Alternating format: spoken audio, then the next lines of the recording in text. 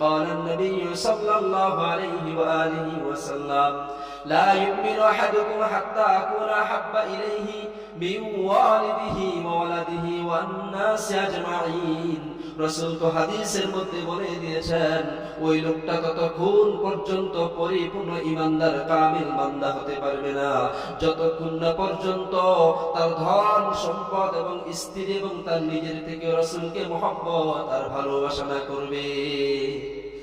আমি আবু বকর তো সমস্ত সম্পত্তিগুলো রাসূলের জন্য দান করে দিলাম, আল্লাহর জন্য দান করে দিলাম, মুহাম্মদের জন্য কুরবান করে দিলাম, মুহাম্মদের আল্লাহর জন্য কুরবান করে দিলাম। আমার মধ্যে তো ঈমান রয়েছে, ওয়াল্লাযীনা আমানু আশাদ্দু হুব্বান লিল্লাহ, আমার মধ্যে তো ঈমান রয়েছে, আমি আল্লাহর প্রতি ঈমান এনেছি, আমি মুহাম্মদের প্রতি ঈমান এনেছি। সুতরাং আমার মধ্যে ঈমান রয়েছে, আল্লাহর ঈমান, মুহাম্মদের ঈমান রয়েছে। আর মুহাম্মদকে আমার সামনে গালি দিবে, মুহাম্মদের আল্লাহকে আমার সামনে গালি দিবে, আমার আল্লাহকে আমার সামনে গালি দিবে। আমি আবু বকর এখান থেকে চুপ করে থাকতে পারি না। আবু বকর সিদ্দিক রাদিয়াল্লাহু তাআলা আনহু এক পা দুই পা যখন হাঁটে হাঁটে সামনে গিয়েছে, ইহুদির গালে একটা এমন জোরে থাপ্পড় মেরেছে জাগাত ইহুদিটা বেহুশ হয়ে পড়ে গিয়েছে। এক থাপ্পড়ে ইহুদির জমিনের মধ্যে কায়েল হয়ে পড়ে আছে। বাকি যতগুলো ইহুদি ছিল সবাই এক এক করে দৌড়ে চলে গিয়েছে। যখন আবু বকর চলে গেল, ইহুদিগুলো চলে গেল, শয়তান ইবলিস এসে বলতেছে, কিরে এক থাপ্পড় খেয়ে জমিনের মধ্যে পড়ে আছো আর মুহাম্মদের বিরুদ্ধে কথা বলতে গেছো, মুহাম্মদের আল্লাহর বিরুদ্ধে কথা বলতে গেছো, এই সাহস নিয়ে বোধহয় তুমি মুহাম্মদের সাথে লড়াই করবে, জিহাদ করবা। শুনো, তোমার থাপ্পড় মেরেছে তাতে কি হয়েছে? মুহাম্মদের বিচারগুলো আদিল বিচার, মুহাম্মদের মতো সুন্দর বিচার আর জগতের মধ্যে কারো নাই। মুহাম্মদের কাছে যখন বিচারের জন্য গিয়েছে, এবার রাসূল সাল্লাল্লাহু আলাইহি সাল্লাম সমস্ত ইহুদিদেরকে বলতেছে যে দেখো, এই থাপ্পড় যদি মেরে থাকে খলিফাতুল মুসলিমিন ওমর মারতে পারে, আবু বকর সিদ্দিক মারতে পারে না, কারণ আবু বকরের মেজাজটা এইরকম না। এক পর্যায়ে তখন এদের সাথে অনেক কথাবার্তা হয়ে যায়। আবু বকর সিদ্দিক রাদিয়াল্লাহু তাআলা আনহুকে যখন ডাকা হয়, আবু বকরকে জিজ্ঞাসা করা হয়, হে আবু বকর বলো, এই ইহুদির গালে থাপ্পড় কে মেরেছে? আল্লাহ রাসূলের সামনে আবু বকর চোখের পানিগুলো ছেড়ে বলে, ইয়া রাসূলুল্লাহ, ইয়া হাবিবাল্লাহ, বিয়াদবি হলে আমারে মাফ করবেন, আমারে ক্ষমা করবেন, যদি আরেকটু অনুমতি দেন আমি ইহুদির গালে আরেকটা থাপ্পড় দিয়া দেই। রাসূল চিন্তা করলেন, যেহেতু আবু বকর চেতে গিয়েছে অবশ্যই কোনো কারণ রয়েছে। বলে, কেন থাপ্পড় মেরেছে? বলে, আমরা কোনো কিছুই বলি নাই, আমরা দাঁড়িয়ে আছি, হঠাৎ আবু বকর এসে আমার গালে থাপ্পড় দিয়েছে। বলে, না না না, আবু বকর এমনিতেই মারতে পারে না, অবশ্যই কোনো না কোনো কারণ রয়েছে। বলে, ইয়া রাসূলুল্লাহ, ইয়া হাবিবাল্লাহ, আপনি তো মুহাম্মাদুর রাসূলুল্লাহ, আপনার মাঝে তো আদল বিচার রয়েছে, শ্রেষ্ঠ বিচার রয়েছে, আপনি এই বিচারটা সঠিকভাবে কোরআন সুন্নাহ অনুযায়ী আমাদেরকে করে দেন। ইহুদির বক্তব্য, কোরআন সুন্নাহ অনুযায়ী সঠিক বিচার করে দেন। কারণ ইহুদি জানে যে মুহাম্মদ যদি বিচার করে সে কোরআন সুন্নাহ অনুযায়ী সঠিক বিচারটাই করবে। মুহাম্মদুর রাসূলুল্লাহ সাল্লাল্লাহু আলাইহি সাল্লাম বলেন, হ্যাঁ সঠিক বিচার হবে। ইহুদির গালে আবু বকর যখন থাপ্পড় মেরে দিয়েছে, ইহুদি এখন আবু বকরের গালে থাপ্পড় মেরে দিবে। হঠাৎ খলিফাতুল মুসলিমিন ওমর ফারুক রাদিয়াল্লাহু তাআলা উপস্থিত হয়ে গেলেন। বলে, ইয়া রাসূলুল্লাহ, ইয়া হাবিবাল্লাহ, আমি কেমন জানি এখানে একটা গ্রান পাই, আবু বকরের কোনো দোষ নাই, ইহুদির সবগুলো দোষ, এমন একটা আমি গ্রান পাচ্ছি। কারণ খলিফাতুল মুসলিমিন ওমর রাদিয়াল্লাহু তাআলা আনহুকে আল্লাহ তাআলা নবীর মতো সম্মান দান করেছেন, সুবহানাল্লাহ। কারণ সে বুঝতে পারেছে আবু বকর এমনিতে মারলে কোনো কারণ বশত মারছে। এক পর্যায়ে যখন সাক্ষীর ব্যাপারে কথাবার্তা আলাপ আলোচনা হতে হতে চূড়ান্ত পর্যায়ে যখন চলে যায়, এমন সময় আল্লাহ রাসূল বলে, ও ইহুদি, তুমি একটা থাপ্পড় আবু বকর সিদ্দিকের গালের মধ্যে বসায় দাও। রায়টা যখন হয়ে গেছে, ইহুদি এবার সেইভাবে সাটাম সুটাম দেহ সুন্দর করে আসে, যখন কাছাকাছি চলে আসছে, ঠিক এই সময় আল্লাহর রাসূলের একজন সাহাবী সাদ বিন আবি ওয়াক্কাস একটা চাদর মুড়া দিয়ে শরীরটা ঢেকে আল্লাহ রাসূলের সামনে এসে বলে, ইয়া রাসূলুল্লাহ, ইয়া হাবিবাল্লাহ, একটা কথা আমি বলতে চাই ইয়া রাসূলুল্লাহ। বলে, কি কথা? বলে, আবু বকরের গালে এই মুহূর্তে থাপ্পড় দেওয়া যাবে না। বলে, কেন? আমি আপনার কথা শুনে ইসলাম ধর্ম গ্রহণ করি নাই, আমি আপনার কথা শুনে কোনদিন ইসলাম ধর্ম গ্রহণ করি নাই। আবু বকর সিদ্দিক আমার কাছে বারবার একাধিকবার গিয়েছে আর আপনার শান এবং মান নিয়ে আমার কাছে কথাগুলো বলেছে, আল্লাহর জাত ও সিফাতের কথাগুলো আমার কাছে বলেছে।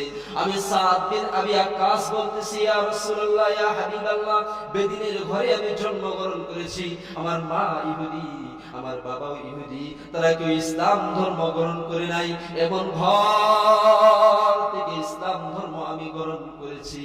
ইয়া রাসূলুল্লাহ, ইয়া হাবিবাল্লাহ, যেদিন ইসলাম ধর্ম আমি গ্রহণ করি, আমার পরিবারের লোকেরা লোহার একটা চিরুনি গরম করে আমার শরীরের মধ্যে, পিঠের মধ্যে ওই গরম চিরুনিটা দিয়ে এমন যে টান মেরেছে, আমার শরীরের মাংসগুলো খসে খসে সবগুলি পড়ে গিয়েছে।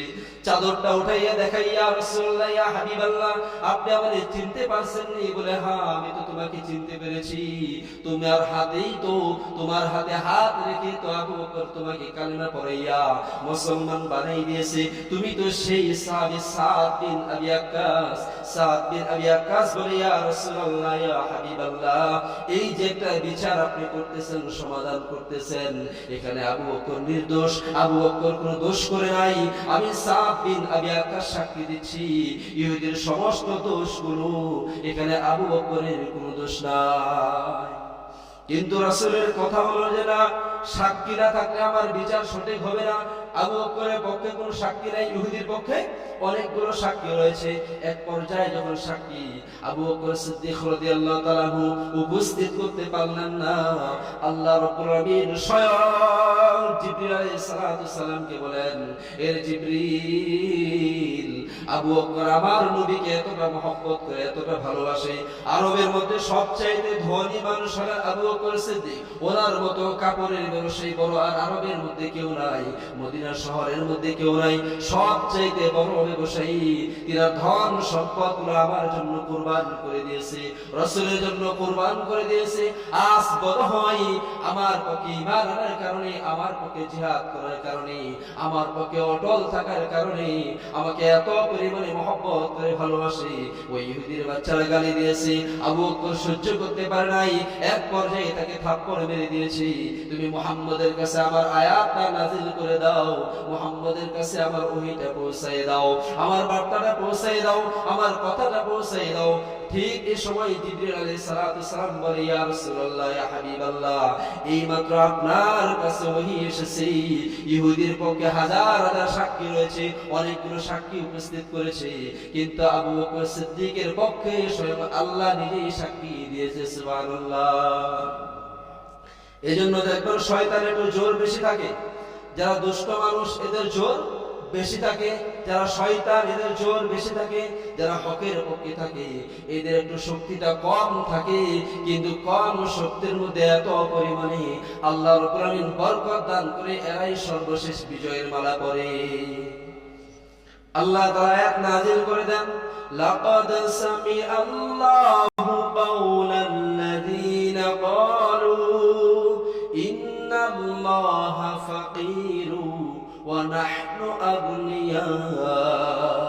আল্লাহ আয়াত নাযিল করে বলে, ইয়া রাসূলুল্লাহ, ইয়া হাবিবাল্লাহ, আমি স্বয়ং আবু বকরের পক্ষে সাক্ষী দিই, অবশ্যই অবশ্যই তারা বলেছে, লাকাদ সামিআল্লাহ, আমি আল্লাহ শুনেছি, কাওলাল্লাযীনা ক্বালু, তারা বলেছে, ইন্নাল্লাহা ফাকীরু ওয়া নাহনু আগনিয়া,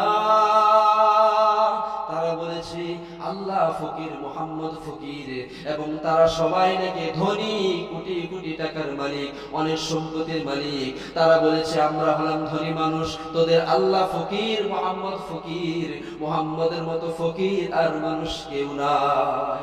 স্বয়ং আল্লাহ যখন আবু বকর সিদ্দিকের পক্ষে যখন সাক্ষী দিয়েছে, রাসূল কোরআন সুন্নাহ অনুযায়ী এমন বিচার করেছে, সাথে সাথে ইহুদিগুলো জাগাত রাসূলের সামনে বলতেছে, ইয়া রাসূলুল্লাহ, ইয়া হাবিবাল্লাহ, আমরা আপনার হাতে তওবা করে ইসলাম ধর্ম আমরা গ্রহণ করে নিলাম।